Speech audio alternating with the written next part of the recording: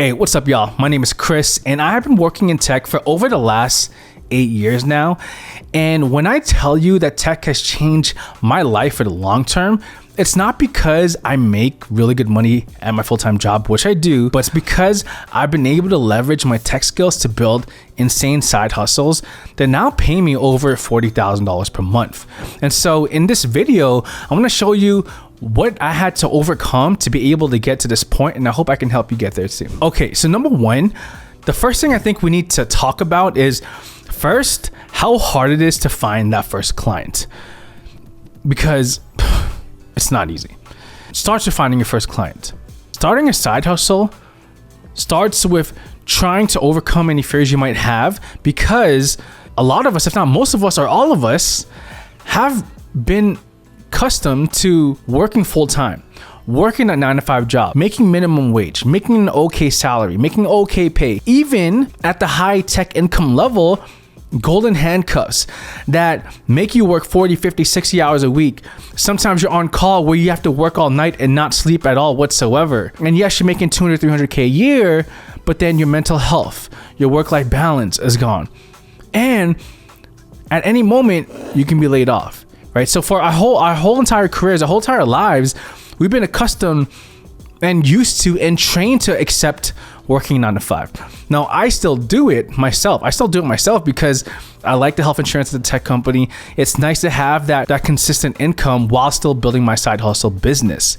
But once you first find that client, your first client, I promise you, everything else will start to fall into place. And so when I finally found my first client, which took me 6 months to find, by the way, it's not easy. And that's 6 months of consistently looking for folks. Probably more consistent towards the last 2 of the 6 months because I was living off brand deals from YouTube. But once you find that first client, to be honest, finding your second client becomes easier. And then once you have a ton of projects under your portfolio, clients you work with that you can potentially display on your company website portfolio, but let's say company website, it becomes even easier to find people. I can give you an example where this one company, it's actually a well-known tech company. A lot of people know about them. It's a JavaScript focused tech company. And when they reached out to me, all they asked was, hey, can we see other things that you've done for other people?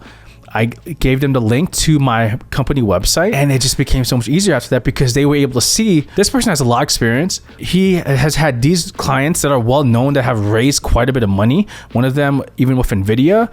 And because of that, they feel they can trust me more because of that experience, not including testimonies as well, which is super helpful. But what I'm trying to say is it's not going to be easy.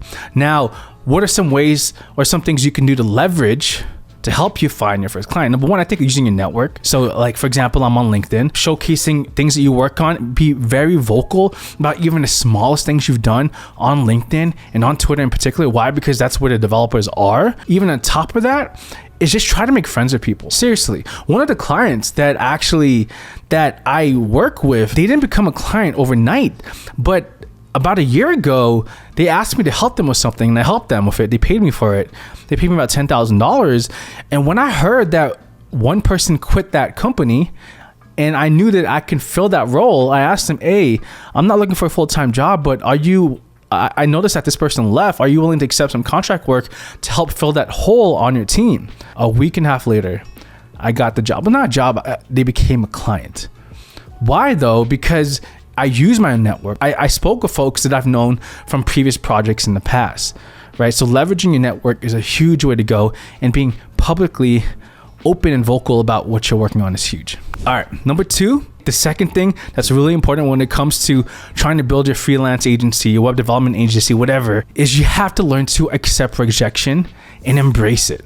And some people say accept it. Yeah, I mean, yes, true, accept it.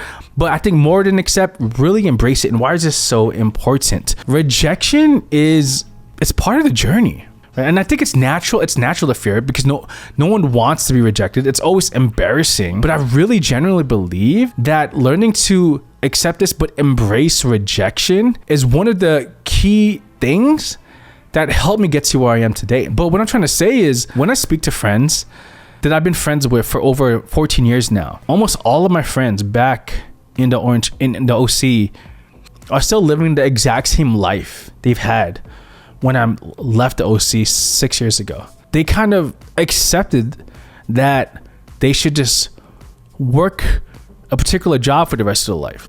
And it's so discouraging because I think they could do so much more than they realize. Because I've seen that with myself. I'm someone who has dyslexia. I rode this short yellow bus. I was in special ed and I got to where I am. But why? I got to where I am because I stopped being scared. I stopped fearing rejection. I'm no longer afraid to reach out to someone. I remember there was a client, and I wish I can say their name, but I'm not going to mention them. But they're also pretty well known around the front-end development, web development space. And this client could have potentially paid around $10,000 per month for like 10, 20 hours of work from my end, and through my developers that work for me.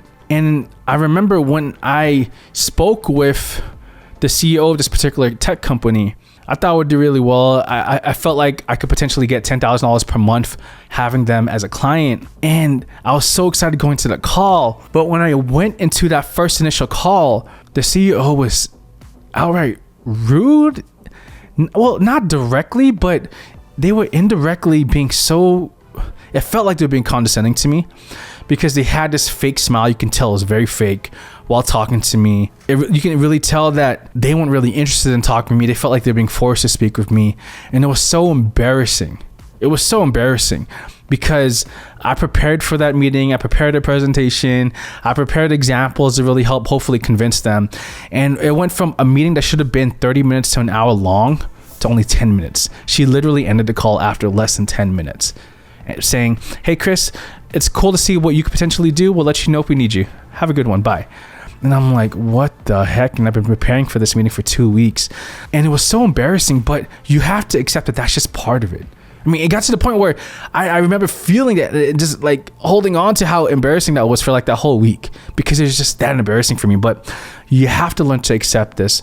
Rejection is part of the journey. And without rejection, you don't learn. And so what did I have to learn from this situation is to don't keep your hopes up. Make sure you prepare a particular, let's say, media kit or whatever, portfolio kit that you can share with folks, and just don't expect anything anymore. Because I always try to expect a lot. And I guess that's why I get hurt so much for myself when I get rejected.